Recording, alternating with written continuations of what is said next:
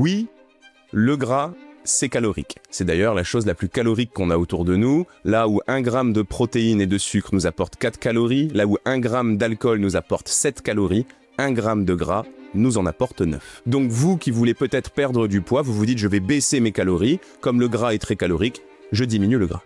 D'ailleurs à ce sujet, gardez bien en tête que votre cerveau est une boule de gras.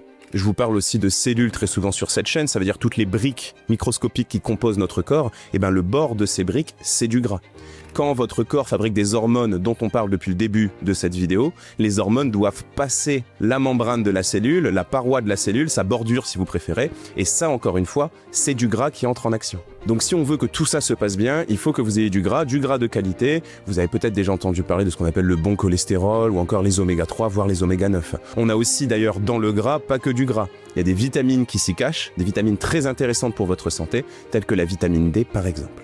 Et puis ce gras va aussi exercer une action protectrice. Je vous expliquais depuis le début de cette vidéo que votre corps est très stressé et en réponse à ce stress, votre corps va faire ce qu'on appelle de l'inflammation. Et bien comme l'étude scientifique que je vous remets juste ici et dans la description l'a prouvé, les oméga 3 sont de puissants anti-inflammatoires, absolument essentiels pour limiter les dégâts faits par cette fameuse inflammation et surtout éviter que vous soyez toujours inflammé, c'est-à-dire que vous fassiez de l'inflammation chronique et que tout votre corps tourne au ralenti. Bon, à côté de ça, plutôt que manger moins de gras, vous vous dites peut-être qu'il faut que vous en brûliez plus. Et pour ça, vous allez peut-être vous acharner à faire que du cardio. Eh bien, c'est justement la 4e erreur dont on parle aujourd'hui.